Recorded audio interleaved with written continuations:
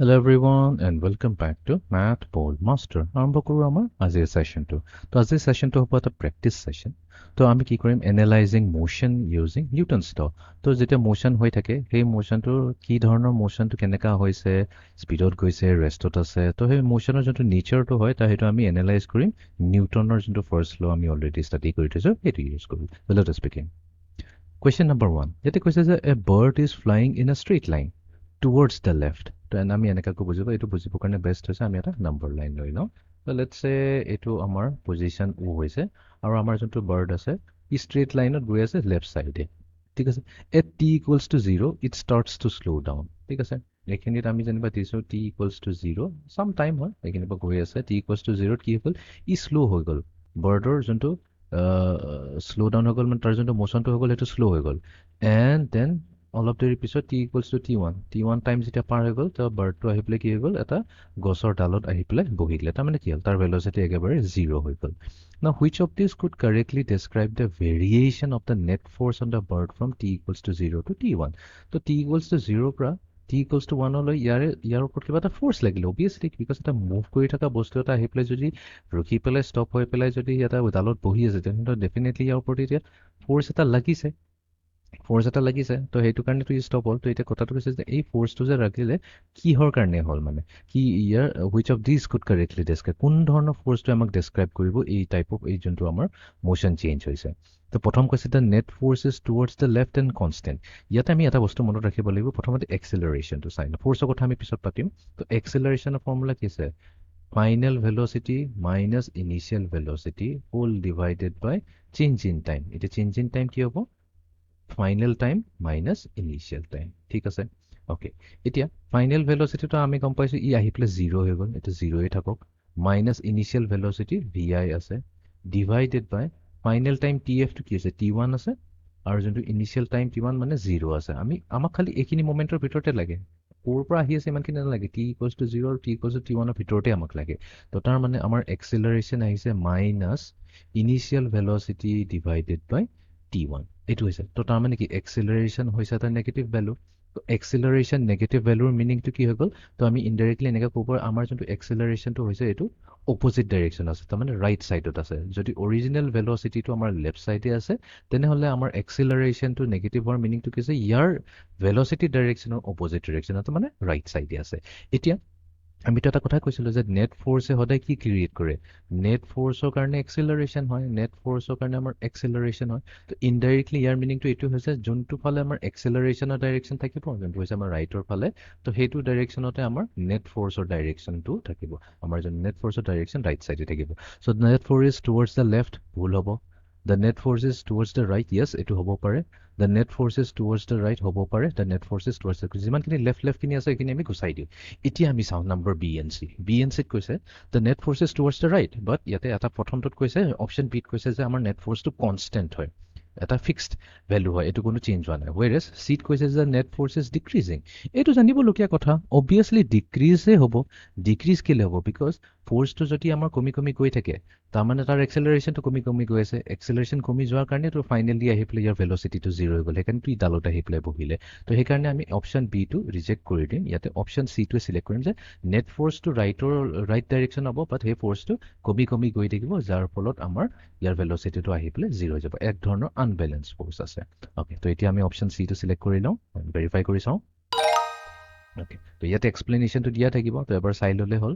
next question number 2 a ball is accelerating down a hill ঠিক আছে তো let's সে এইটো হৈছে আমাৰ এটা পাহাৰীয়া লোকেশ্যন তো এটা বল এটা যোনটো আছে এইটো বলটো ৰোল হৈ হৈ আহি আছে তো অবভিয়াছলি কি হ'ব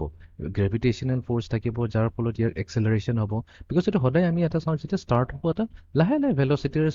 ষ্টাৰ্ট হ'ব তাৰপিছত যিমান ই গৈ থাকিব ডিষ্টেঞ্চ কভাৰ কৰিব ইয়াৰ ভেলচিটি বাঢ়ি বাঢ়ি গৈ থাকিব তাৰমানে কি ইয়াতে এক্সেলাৰেশ্যন হ'বই হ'ব ডেফিনেটলি হ'ব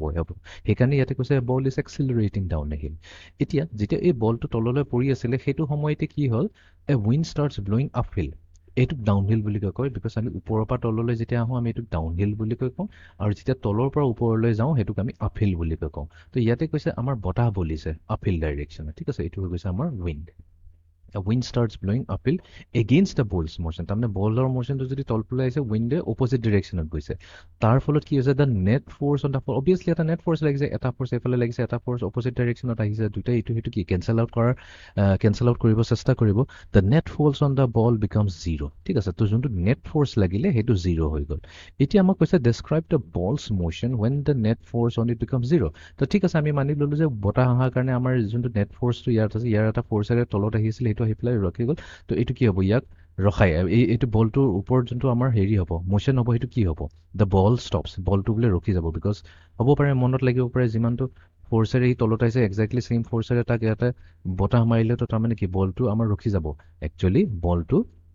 নৰখে বলটো মুভ কৰি থাকিব তো বল ষ্টাৰ্টছ মুভিং আফিল ন এইটোতো হ'বই নোৱাৰে বিকজ দুইটা বেলেঞ্চ ফ'ৰ্চ আছে বেলেঞ্চ ফ'ৰ্চ আছে চ' ইয়াক আকৌ ওপৰলৈ যাবলৈ কাৰণে এই উইণ্ডৰ ডাইৰেকশ্যন উইণ্ডৰ ফ'ৰ্চটো ইয়াতকৈ বেছি হ'ব লাগিব চ' এইটো নহয় এইটো কেছত এইটো নহয় আমাৰ আফিল নহয় ইয়াতে খালি অপশ্যন চি হ'ব the ball continues moving down hill তো তাৰমানে কি হয় ষ্টাৰ্টিঙতে ই এক্সেলাৰেট কৰি আছিলে বাট ষ্টিল নান দ্য লেজ ইয়াৰ তাতো কিবা এটা ভেলচিটি আছিলে খালি ভেলচিটিটো বাঢ়ি গৈ আছিলে তো যেতিয়া নেট ফ'ৰ্চ দুইটাৰে ইকুৱেল হৈ যাব ইয়াৰ ভেলচিটি থাকিব তাৰমানে ই ষ্টিল তললৈ আহি থাকিব বাট ই এতিয়া এক্সেলাৰেশ্যন নকৰে ই এতিয়া এটা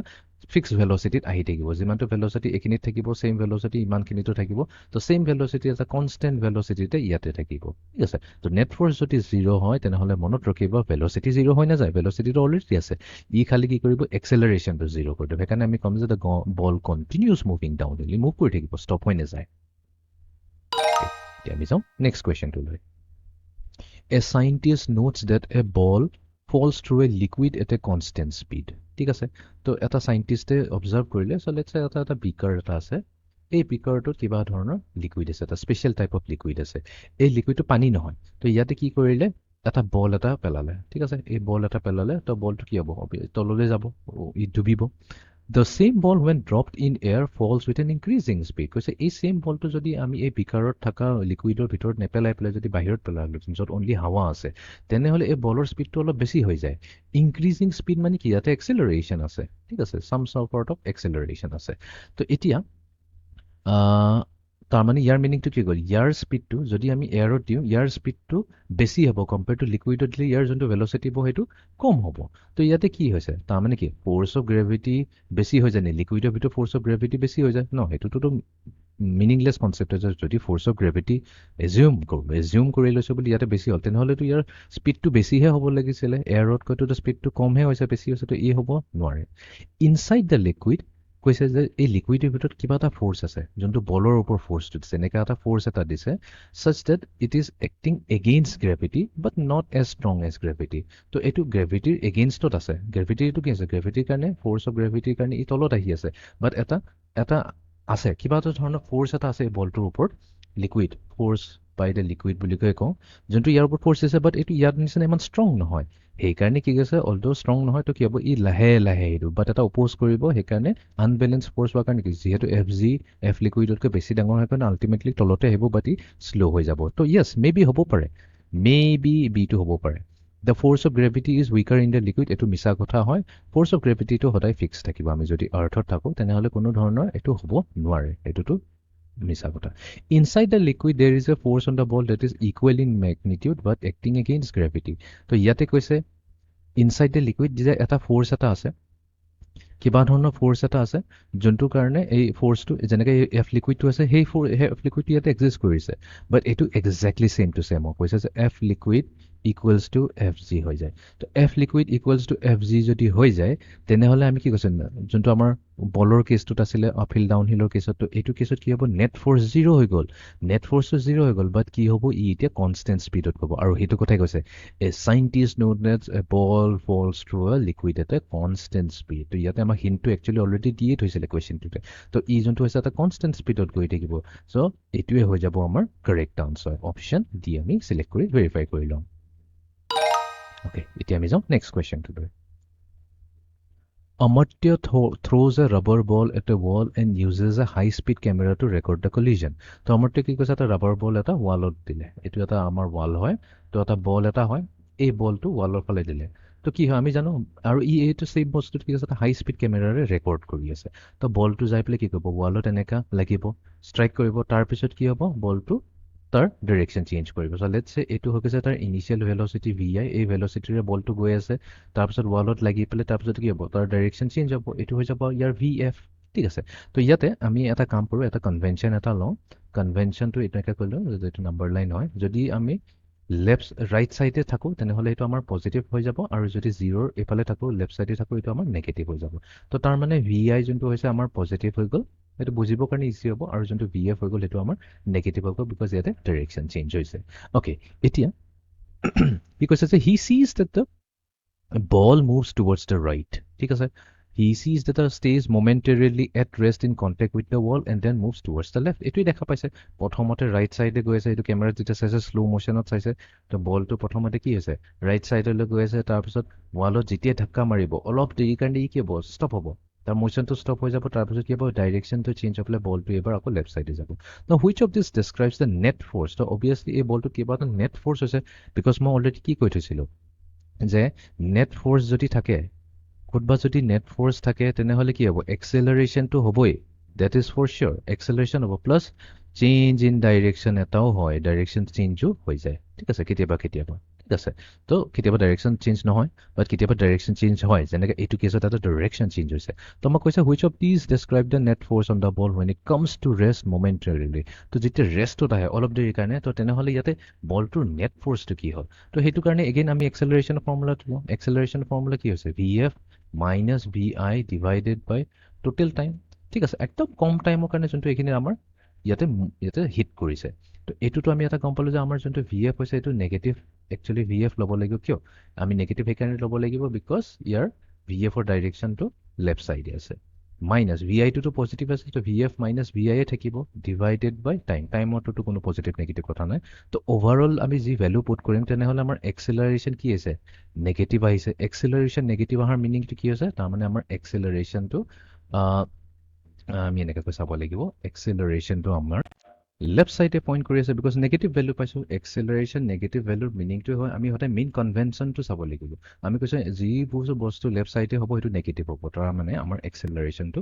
লেফ্ট চাইডে পইণ্ট কৰি আছে তো এক্সেলাৰেশ্যনটো যদি লেফ্ট চাইডে পইণ্ট কৰি আছে তো তাৰ মানে কি আমি এইটোও ক'ব পাৰিম যে আমাৰ যোনটো ফ'ৰ্চ হৈছে ফ'ৰ্চটো লেফ্ট চাইডে পইণ্ট কৰিছে তাৰ মানে এই বলটোৰ ওপৰত যেতিয়া ইয়াতে টাচ কৰিব যোনটো এটা নেট ফ'ৰ্চ এটা লাগিব সেই নেট ফ'ৰ্চৰ যোনটো ডাইৰেকশ্যনটো হ'ব সেইটো লেফ্টৱাৰ্ড হ'ব সেইটো ডাইৰেকশ্যন তো ইয়াতে আমি অপশ্যন চি চিলেক্ট কৰি ভেৰিফাই কৰি লওঁ তো আই হোপ এতিয়া বস্তুবোৰ ক্লিয়াৰ হৈ গ'ল তো এইটোৱে আছিলে আমাৰ আজিৰ প্ৰেক্টিছ ছেশ্যনটো য'ত আমি